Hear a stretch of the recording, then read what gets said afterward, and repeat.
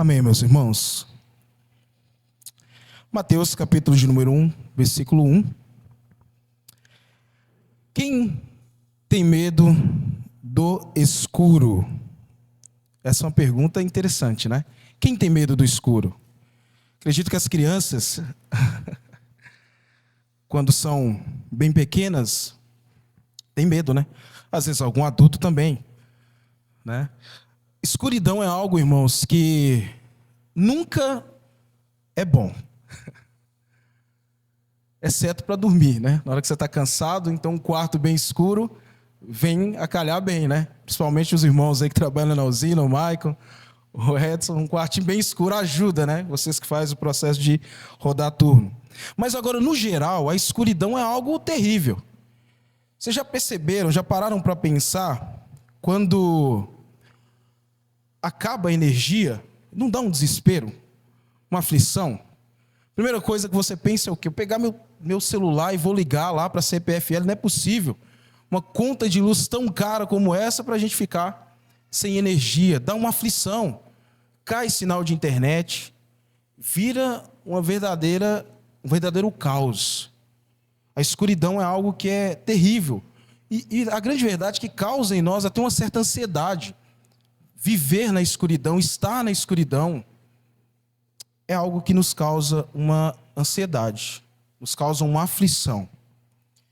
Imagine só um vilarejo daqueles bem mais antigos do que o período medieval, sem energia. Chega à noite e a criança chega para o seu pai e diz a ele: pai, eu estou com medo porque não tem, está escuro. Está escuro. A escuridão me dá medo, me dá ansiedade. Mas o pai, com os olhos brilhando, diz para o filho que já já a luz chegará, a luz brilhará e a escuridão vai se dissipar. Irmãos, o advento é exatamente isso. O advento é a espera que o povo de Deus estava a respeito do Salvador, da luz que brilha na escuridão. Havia promessas foram feitas desde o livro de Gênesis.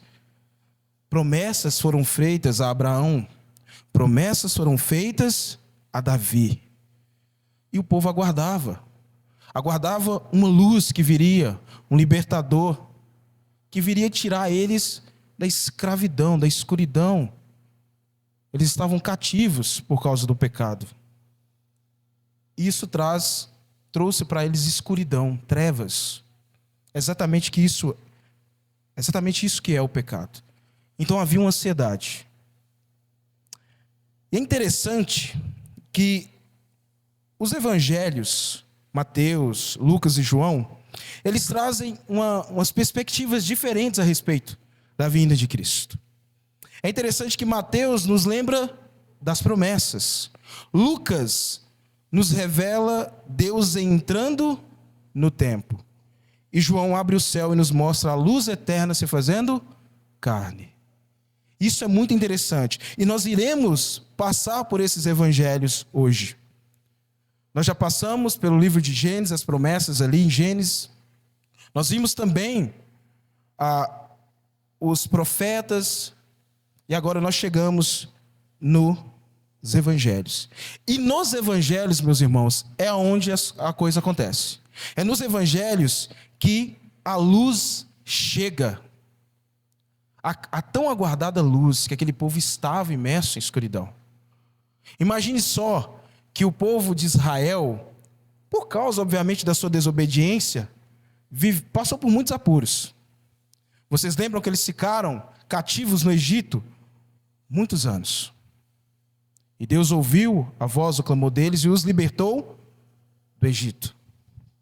Eles também ficaram cativos na Babilônia. E Deus os libertou de lá também. E agora eles estão sobre um regime romano, um regime duro. E esse povo, imagina só, o último livro, que foi Malaquias, registra essa esperança. E agora há um silêncio. E essas pessoas ansiosas, muitos até desesperados, talvez muitos até desistiram, falaram: olha, sabe de uma, estou achando que não dá mais para esperar, porque foi prometido faz quanto tempo? E parece que nunca chega. Nós continuamos em meio à escuridão. Mas o mais interessante, meus irmãos, é que quando nós olhamos para os primeiros versículos aqui, aliás, o primeiro versículo do Evangelho de Mateus, nós nos deparamos com uma genealogia.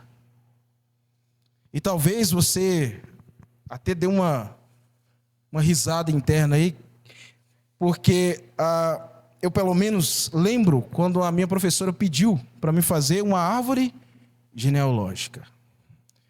A gente desenhava uma árvore e a gente levava para casa, chegava até os pais, perguntava, e a gente traçava uma árvore genealógica. E talvez a gente olhar aqui e pensar: gente, mas qual que é a intenção de Mateus com isso aqui?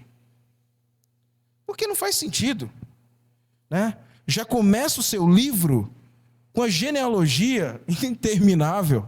Quem é que gosta de ler genealogia na Bíblia? Você fica ansioso? Deus está vendo você pulando genealogia, hein? Quando você chega aqui e fala: isso não é muito importante. Já vamos logo aqui para o versículo de número 18, que fala do nascimento de Jesus. Irmãos, não faz isso, tá? Se você tinha um problema com genealogia, nós vamos sair daqui hoje amando genealogia. Sabe por quê?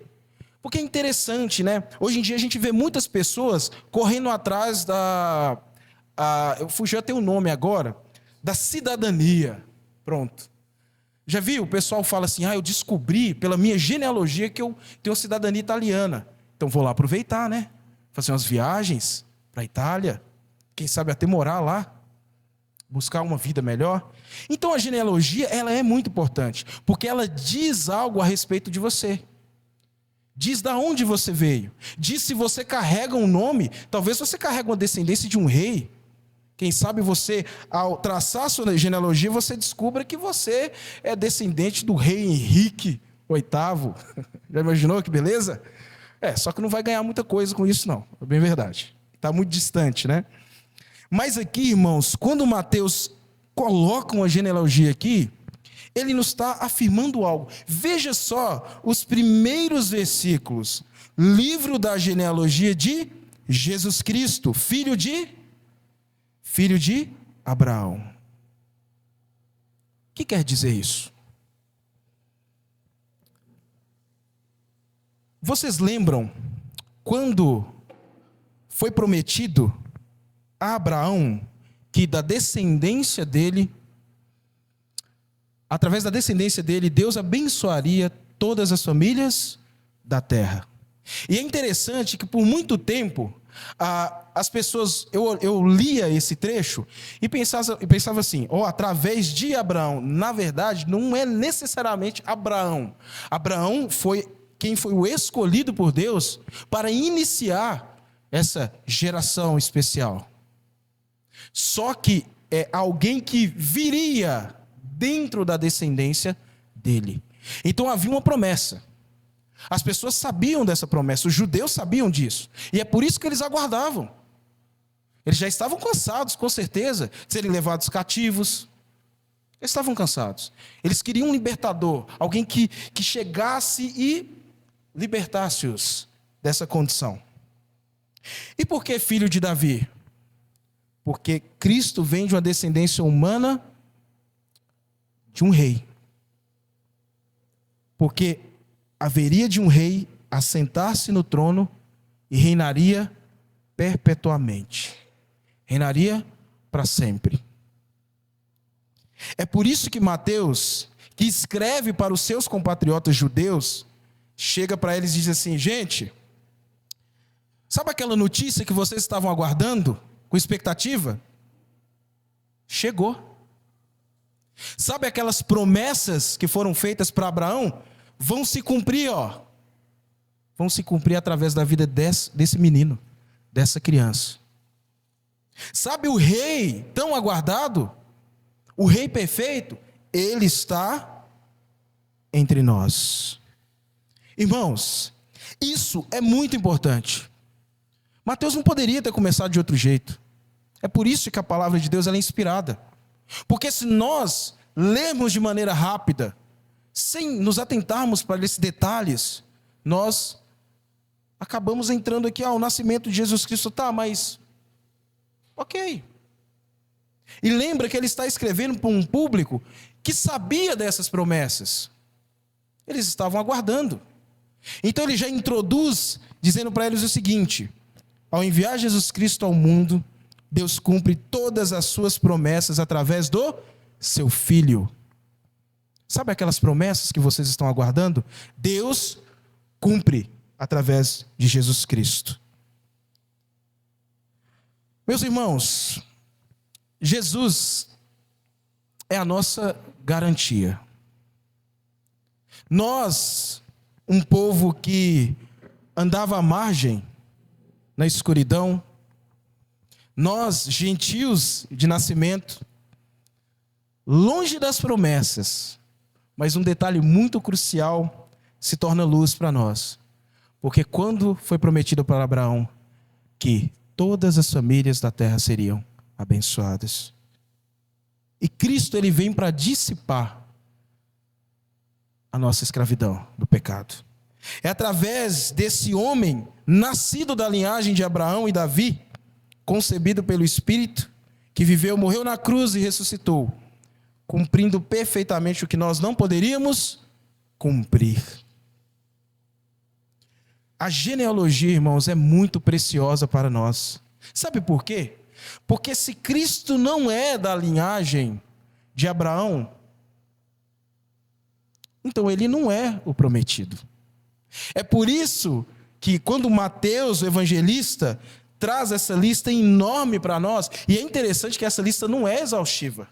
Se você ler, você vai perceber que os personagens que aqui aparecem são bem característicos da narrativa bíblica. Obviamente que hoje o nosso objetivo não é expor a respeito da genealogia, mas é explicar a respeito do advento. É mostrar que Mateus está nos dizendo o seguinte: ele chegou. O Filho de Deus chegou. O Rei chegou. O prometido está entre nós. E isso faz o quê? Isso acende a esperança. Porque imagina só, quando você, na escuridão, chega alguém e acende a luz.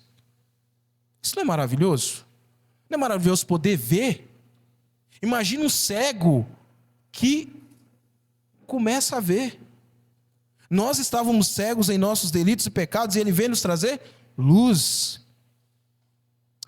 Se hoje nós podemos ser salvos da nossa condição miserável, é através do filho de Davi, do filho de Abraão. Então Mateus, com a sua genealogia, ele já chega trazendo esperança, irmãos. Já imaginou isso? Ter esperança através de uma genealogia? É exatamente isso que acontece aqui. Agora, não terminou por aqui. Vou pedir para vocês abrirem no Evangelho de Lucas. Vamos lá para Lucas? Lucas, capítulo de número 1.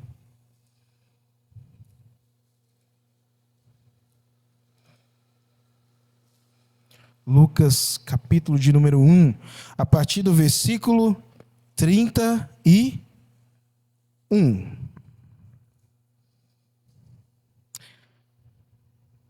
Aliás, vamos ler a partir do 26. Vamos ler a partir do 26. Lucas 1, a partir do versículo 26. Diz assim: no 6º mês, o anjo Gabriel foi enviado por Deus a uma cidade da Galileia chamada Nazaré, a uma virgem que estava comprometida a casar com um homem da casa de Davi, cujo nome era José. A virgem se chamava Maria. E aproximando-se dela, o anjo disse: salve, agraciada, o Senhor está com você. Ela, porém, ao ouvir esta palavra, perturbou-se muito e pôs-se a pensar no que poderia significar essa saudação. Mas o anjo lhe disse: não tenha medo, Maria, porque você foi abençoada por Deus. Você ficará grávida e dará à luz um filho, a quem chamará pelo nome de Jesus. Este será grande e será chamado Filho do Altíssimo. Deus, o Senhor, lhe dará o trono de Davi, seu pai. Ele reinará para sempre sobre a casa de Jacó, e o seu reinado não terá fim. E aí, continuando. Então Maria disse ao anjo: como será isto, se eu nunca tive relações com homem algum? O anjo respondeu: o Espírito Santo virá sobre você, e o poder do Altíssimo a envolverá com a sua sombra. Por isso também, o ente santo que há de nascer será chamado Filho de Deus. Até aí, meus irmãos. Mateus nos apresenta a genealogia do Salvador, a esperança daqueles que estão cativos. Lucas mostra para nós exatamente o momento em que um grande anúncio é feito para uma virgem, para uma mulher. Aí você deve estar pensando, imagina só a seguinte situação, irmãos.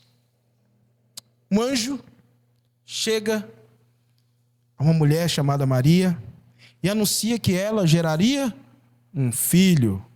Mas essa mulher é virgem. Ela nunca esteve com um homem, nunca teve relações. Como é que pode ser um negócio desse? Como pode uma virgem gerar um filho que governaria todo o universo? Você já imaginou isso? Irmãos, se coloque no lugar dos leitores ou das pessoas que estavam presenciando esse momento na história. Se alguém chegasse hoje para você e falasse assim: olha, ali nasceu uma criança de uma virgem. Seja muito sincero. O que você pensaria no seu coração? Isso é muito improvável. Que negócio é esse? Nunca vi isso acontecer. Por quê? Porque é necessário haver uma relação entre um homem e uma mulher para gerar uma nova vida. Isso em termos, aspectos humanos. Pior ainda, porque o anúncio não é simples, não é só você vai gerar um filho, mas o seu filho vai governar. Olha só que interessante, porque como Maria reage? Ela, porém, ao ouvir esta palavra, perturbou-se muito e pôs-se a pensar no que poderia significar essa saudação. Maria falou assim: meu Deus do céu, não estou entendendo mais nada do que está acontecendo. Eu estou prometida para um homem. Agora me aparece um anjo, falando para mim que eu vou gerar um filho. Esse filho vai... Já chegou até com nome, falando assim: você vai pôr esse nome, é desse... Mas que história é essa? Talvez Maria, se fosse hoje em dia, os céticos diriam que Maria teria que ser internada no sanatório, que Maria não está bem. Que história que é essa? Que situação é essa?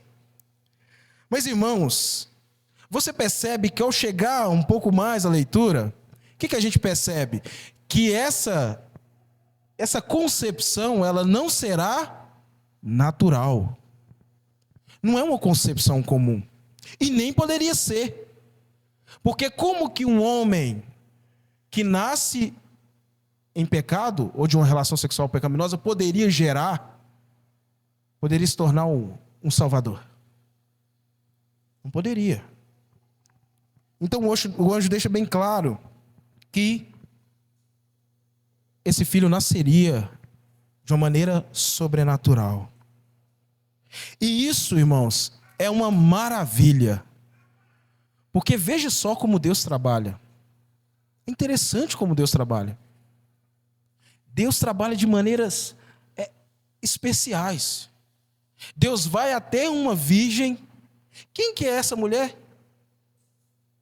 Quem que é Maria? Nós passamos a conhecer Maria porque agora ela vai se tornar a mãe do Salvador, ela vai gerar Jesus. Mas até então quem que é? Pessoas não tem nome.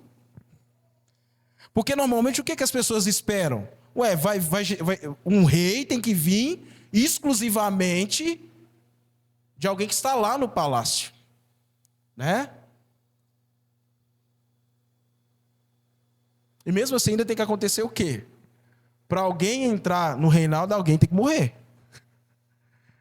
Acho por isso que Herodes fica desesperado. Vamos mandar matar. O quê? Eu estou aqui, e aí vai falar que alguém vai vir aqui... Não, de jeito nenhum. Porque tem que morrer para alguém se tornar rei. E esse é um mistério. E Deus trabalha dessa forma, irmãos. Deus trabalha dessa forma. E é interessante que veja só essa narrativa, que beleza, veja só. Não tenha medo, Maria, porque você foi abençoada por Deus. Você ficará grávida e dará à luz um filho, a quem chamará pelo nome de Jesus. Este será grande e será chamado Filho do Altíssimo.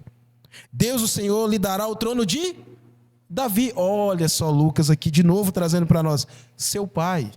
Então ele vem dessa descendência. A descendência humana de Jesus é de Davi. Ele reinará para sempre sobre a casa de Jacó, Israel, e o seu reinado não terá fim. E Cristo reina. Ele está reinando, agora mesmo, assentado no seu trono, à direita de Deus Pai. E o anjo ainda continua dizendo, meus irmãos, como será isto se eu nunca tive relações com homem algum? O anjo respondeu, o Espírito Santo virá sobre você, e o poder do Altíssimo a envolverá com a sua sombra. Veja só o que acontece. Maria era uma pecadora, como nós. Maria era uma pecadora. Então, para que Maria gerasse um filho, que seria chamado de Filho do Altíssimo, seria dado para ele o trono de Davi, o seu reinado não teria fim. Essa criança precisaria nascer numa condição perfeita. Perfeita. E para isso, o que precisou acontecer? Uma obra sobrenatural. Que obra sobrenatural é essa? O Espírito Santo envolveu o ventre de Maria. Por isso também o ente santo que há de nascer será chamado Filho de Deus. Então, Jesus é filho do homem e filho de Deus. Ele é homem e ele é Deus. Irmãos, isso aqui é lindo, maravilhoso. Veja só, Jesus assume a natureza humana, revelando-se plenamente Deus e plenamente homem. Esse é o grande mistério da encarnação. O Deus eterno se fez homem. E ele veio dar visão aos cegos.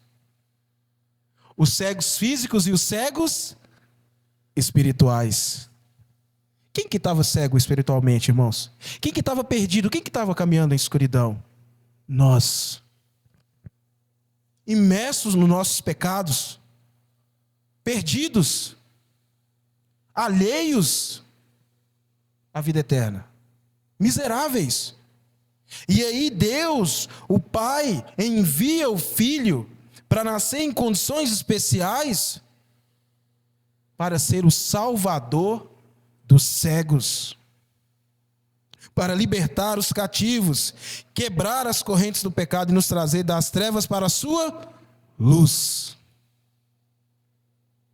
Irmãos, o Natal nos mostra uma grande verdade. Deus intervém de maneira sobrenatural. Se você foi salvo, se você foi chamado das trevas para a luz, se você ouviu o Evangelho, se arrependeu e creu, é porque uma obra sobrenatural Deus fez em você. Esse mesmo Espírito Santo que envolveu o ventre de Maria para gerar o Salvador, é o mesmo Espírito Santo que nos convence da nossa condição pecaminosa, caída, miserável. É uma obra sobrenatural de Deus. nós nunca conseguiríamos nos salvar. Mas Deus, através do seu Filho, fez isso. Pegou pessoas miseráveis, pessoas sem condição nenhuma, e trouxe para a sua luz. Luz. Irmãos, vamos lá para Mateus. Mateus capítulo número 1 agora, de novo.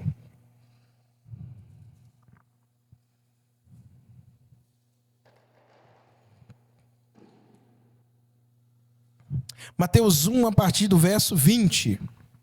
Diz assim: enquanto ele refletia sobre isso, eis que lhe apareceu em sonho um anjo do Senhor, dizendo: José, filho de Davi, não tenha medo de receber Maria como esposa, porque o que nela foi gerado é do Espírito Santo. Ela dará à luz um filho e você porá nele o nome de Jesus, porque ele salvará o seu povo dos pecados deles. Jesus, irmãos, é uma forma grega do hebraico Yeshua, que significa o quê? O Senhor salva. Em Cristo, Deus está realizando a obra salvadora. Irmãos, mas há um alerta aqui, muito importante. Hoje nós vemos muitas religiões e muitas pessoas receberem Cristo de maneira positiva. Para elas, Cristo é um conselheiro, Cristo é alguém que veio nos ensinar, veio nos inspirar a viver uma vida melhor. Tem muitas religiões que apresentam Cristo desse jeito. Cristo ensinou moralidades. Nos ensinou como viver uma vida de moralidade. Mas essa verdade, irmãos, não é a verdade bíblica. O texto deixa bem claro: ele salvará o seu povo dos pecados deles. Essa notícia só é boa para alguém que está numa situação terrível, como eu e você estávamos. Ou talvez você ainda esteja. Talvez você não entendeu o Evangelho. Talvez você não ouviu o Evangelho verdadeiro. E você precisa ser regenerado. Não adianta só olhar para Cristo e apreciar Ele como um conselheiro, alguém de moralidades. Porque Ele veio salvar o seu povo dos pecados deles. O que Cristo significa para nós? Quando nós olhamos essa verdade nas Escrituras, nós temos Cristo em autoestima? Nós recebemos Ele como nosso Salvador, como nosso Senhor? Como aquele que nos tirou das trevas para a luz? Ou Ele é só apenas um nome bonito, com a história legal, antiga, um conselheiro, nos ensinou a como praticar boas obras? Quem Cristo é para nós? Irmãos, para quem foi confrontado com seu pecado e creu em Cristo, nenhum nome é mais precioso. O nome de Cristo é o nome mais precioso. Yeshua, o Senhor, salva. Ele nos salvou. A graça dele nos alcançou de maneira maravilhosa. Vamos voltar de novo para Lucas. Tenham paciência. Esse sermão de hoje é um pouco diferente. Vamos lá. Lucas novamente. É um sermão que é quase que uma aula de EBD, né? Os irmãos estão acostumados. Lucas capítulo de número 2, versículos de número 1 a 6. Vamos lá. Naqueles dias foi publicado um decreto de César Augusto, convocando toda a população do império para recensear-se. O primeiro recenseamento foi feito quando Quirino era governador da Síria. Todos iam alistar-se, cada um à sua própria cidade. José também saiu da Galiléia, da cidade de Nazaré, e foi para a Judéia, até a cidade de Davi, chamada Belém, por ser ele da casa e família de Davi, a fim de se alistar com Maria, sua esposa, que estava grávida. E aconteceu que, estando eles ali, chegou o tempo de de ela ter a criança. Então Maria deu à luz o seu filho primogênito, enfaixou o menino e o deitou na manjedoura, porque não havia lugar para eles na hospedaria. Irmãos, Lucas, ele é um historiador. Lucas, talvez de todos os evangelhos, de todos os evangelistas, Lucas seja o mais exímio historiador. Lucas é um investigador. Ele foi atrás de investigar os fatos.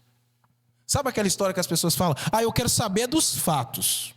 Não vem para cá com fake news, não. Eu quero os fatos, na íntegra, a verdade, investigada.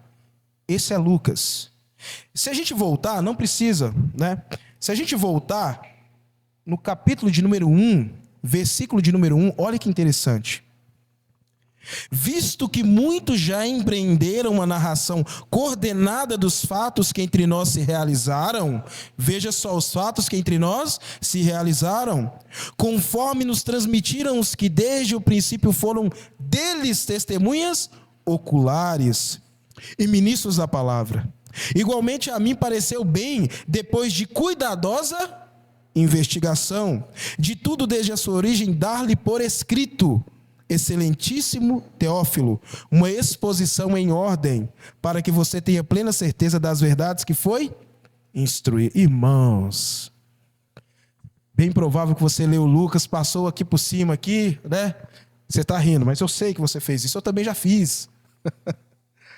Irmãos, que maravilha isso aqui. Você viu Lucas introduzindo e dando a explicação. Olha, parece até uma metodologia científica, né? Já viu quando você vai fazer um trabalho científico? Você tem que fazer a metodologia de pesquisa e tudo mais. Então mostra para nós que essa é uma história real, o que Lucas narra aqui. Não é um conto da carochinha, não é ficção. É realidade, fatos, testemunhas oculares presenciaram isso. É inegável. E é interessante que você já percebeu que na narrativa de Lucas, ele fornece para nós dados políticos, sociais e geográficos. Talvez você até pense assim, mas para que isso? Eu quero ir logo ao ponto. Mas Lucas traz a narrativa, ele é um historiador, ele investigou. E ele traz dados. Ele vem falar, olha para você ver, naqueles dias, quando foi publicado um decreto de César Augusto, convocando toda a população, você percebe a narrativa de dados? Ele trazendo dado por dado. É muito interessante isso, porque traz para nós o seguinte: é inegável que Jesus existiu. Ninguém nega isso. Talvez as pessoas neguem os milagres de Jesus, criam uma narrativa para isso, mas houveram testemunhas oculares, pessoas que presenciaram. E justamente por presenciar o poder que Jesus demonstrava, eles perseguiam fortemente ele. Porque eles oraram e falavam, esse homem é perigoso. Olha o poder desse homem. Nós precisamos achar um jeito de matar ele. Está causando problema para nós. É um risco. Irmãos, sem sobrenatural, apesar de todos esses fatos, mas sem a narrativa sobrenatural, não existe Natal para nós. Porque se Jesus não veio de uma virgem, não foi gerado de maneira especial no ventre de Maria, nasceu sem pecado, nós não temos Salvador. É por isso que Lucas investigou e narra isso para nós de maneira fatídica. Ele faz questão de colocar isso. A narrativa de Lucas é a história do Criador entrando no tempo, revelando-se como Salvador e Rei. Sem a intervenção milagrosa de Deus, o cristianismo perde seu sentido. Sabe por quê? Porque não teria como nós sermos salvos. Não haveria salvação. Todos nós estaríamos condenados ao inferno. Nós nasceríamos em escuridão e continuaríamos por toda a vida em escuridão. Trevas. E seríamos lançados nas trevas. Eternamente. Mas aprove Deus em sua misericórdia intervir na história de maneira sobrenatural. Irmãos, é interessante porque ele veio a nós no estábulo de maneira humilde. Veio ao nosso encontro na cruz. E continua vindo ao nosso encontro por meio do Espírito Santo. Deus veio ao nosso encontro. Você já imaginou isso? Você já imaginou a profundidade do nosso universo, das galáxias? Tudo isso criado pelo poder de Deus. E esse Deus resolve vir ao encontro de pecadores miseráveis. E Ele coloca o seu Filho para nascer nessa condição. Nessa condição. Se nós formos justos com nós mesmos e olharmos para dentro de nós, irmãos, naturalmente, nós somos miseráveis, pecadores. Mas aprove Deus, na sua misericórdia, fazer isso. Isso é muito grande, de maneira sobrenatural. Cristo foi para uma cruz. Ele se humilhou, ele deixou a glória, veio numa condição humilde e enfrentou morte de cruz para salvar pecadores da condenação. Esse é o Salvador.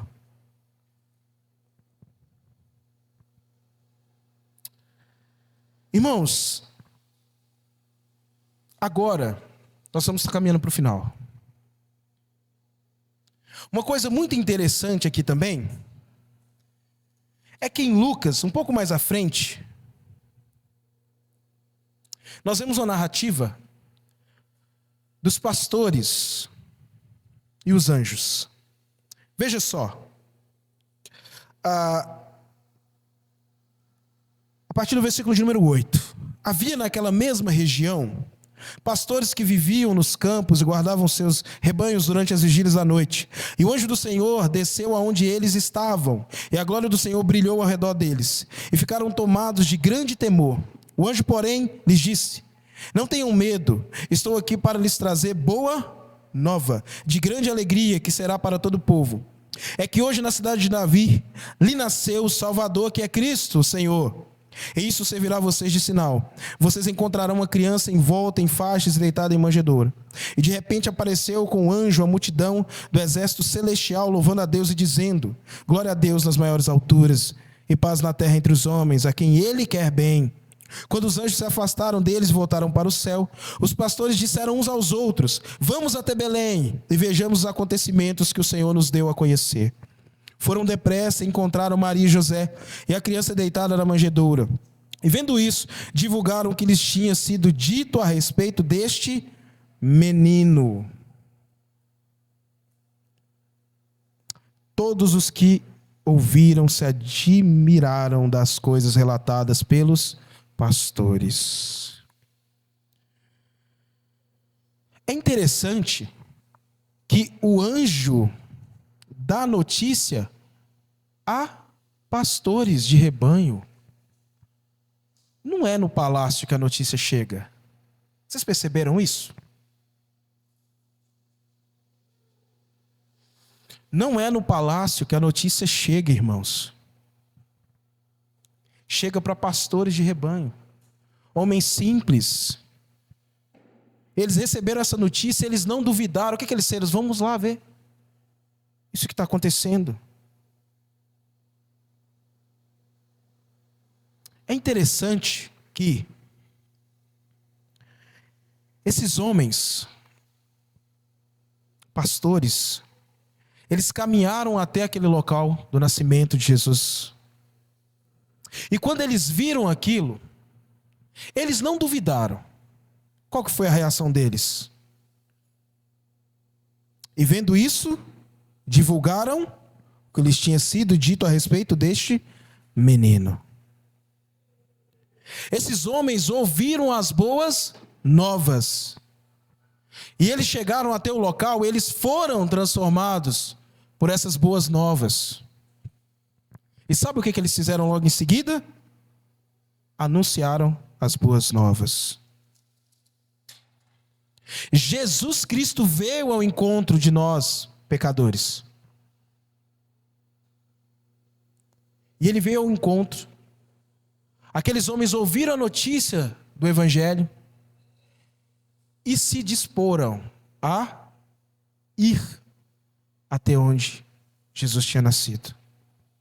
Vocês perceberam que isso tem muito a ver com a pregação do Evangelho?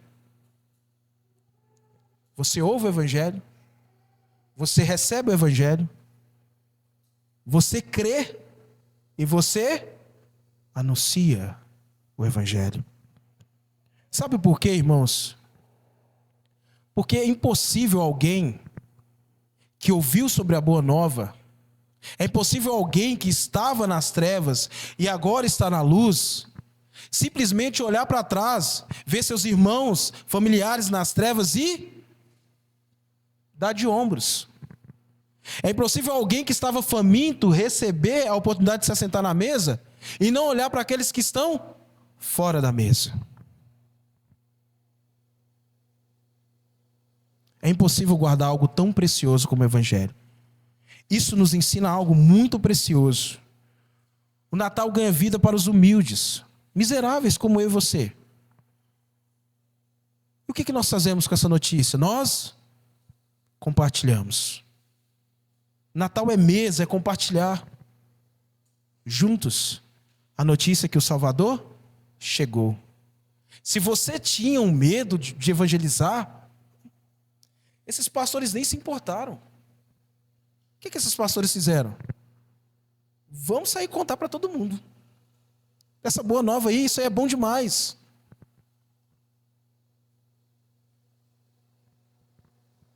Irmãos, isso é motivo de grande glória para nós. Porque assim como Lucas narra para nós que Cristo veio para pessoas sem muita importância,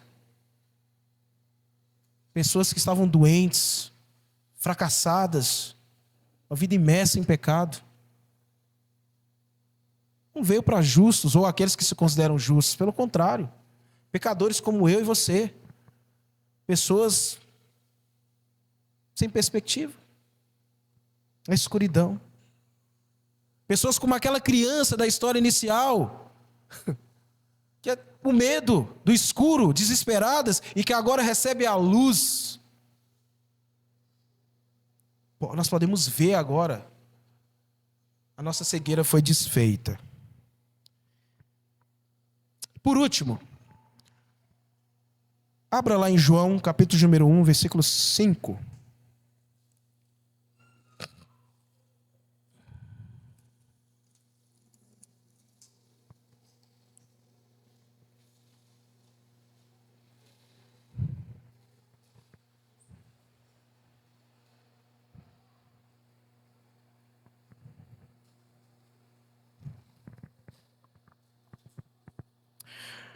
João capítulo número 1, versículo 5 diz assim: a luz resplandece nas trevas, e as trevas não prevaleceram contra ela. O Natal é luz. Você já percebeu que quando você vai nos locais, período de Natal, é tudo muito iluminado? Acende árvore de Natal, você passa ali na praça, tudo, aquelas luzes, coisas lindas, né? Arrumações. Mas a verdadeira luz é Cristo, porque Ele dá vista aos cegos, Ele ilumina os olhos daqueles que estavam em trevas. João vai dizer, a vida estava nele, a vida era a luz dos homens. A verdadeira luz nasceu, veio ao mundo. Irmãos, sem Cristo é impossível, entenda bem isso, sem Cristo é impossível alguém ver verdadeiramente. Não dá. Pode ser o homem mais rico do mundo, pode ser o homem mais sábio do mundo, sem Cristo, ele é um miserável. Ele é um miserável. Até os magos, homens com certeza considerados, o que eles fizeram? Eles foram lá ver essa notícia. Eles reconheceram, eles olharam e falaram assim, aqui está diante de nós, que maravilha, esse bebê, é esse bebê que vai salvar o povo dos pecados deles. Muitos estão tentando, irmãos, até hoje, se salvar, acender a sua própria luz. Sabe, quando acaba a energia, você pega lá a vela e você coloca lá e... aí o negócio vai, fica escuro de novo. Não tem luz própria. Eles estão tentando pelo próprio braço, pela própria força. É impossível. Sem uma obra sobrenatural do Espírito Santo, é impossível. É como ficar correndo em círculos assim, ó. Não chega a lugar nenhum. É isso que as outras religiões dizem para você. Você vai ser melhor. Você vai virar até um ser de luz. Não é? Você vai evoluindo. Na próxima encarnação você vê um pouco melhor. Aí na próxima, é um ciclo sem fim. É uma evolução que nunca... Irmãos, a grande verdade é que é inútil perder tempo com essas coisas.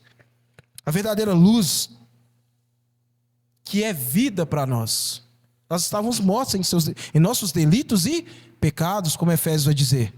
A verdadeira luz é Cristo. Precisamos deixar com que Deus nos guie. Ele é a nossa luz. É Ele que vai nos guiar.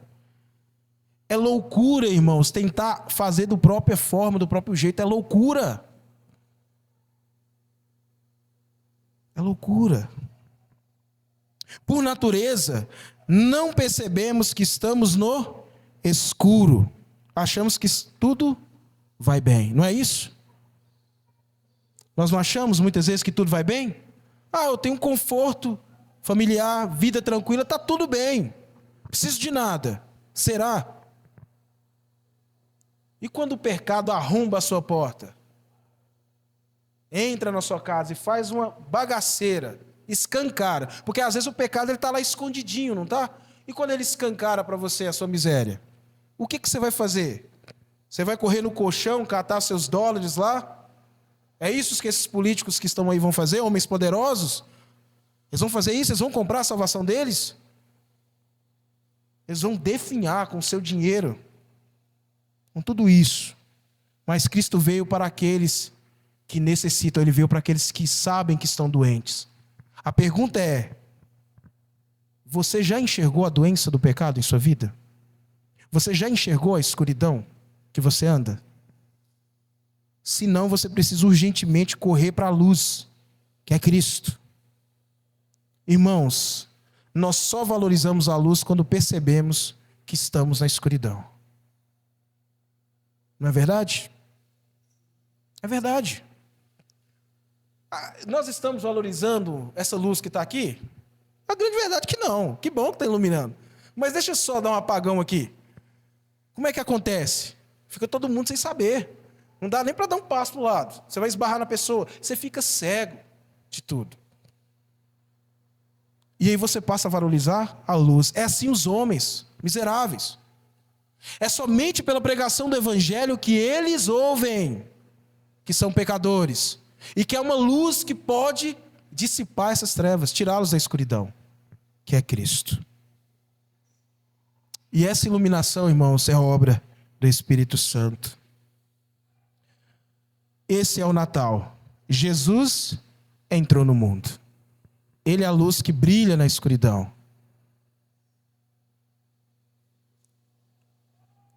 E essa mensagem é para você, meu irmão, para mim. Nós já vimos essa luz brilhar em nossas vidas? Nós recebemos essa luz? Ou nós ainda estamos tentando ter luz própria, como as pessoas dizem por aí? Seja sua luz, não é isso? Mas a verdadeira luz é Cristo. A luz, irmãos, ela não está vindo. A luz já veio. E ela brilha em Cristo, o Filho de Deus, nosso Salvador. Ele veio. O Natal é sobre Cristo. Ele veio. Ele morreu na cruz. Por mim e por você. Resta saber. Você se arrependeu e creu na luz?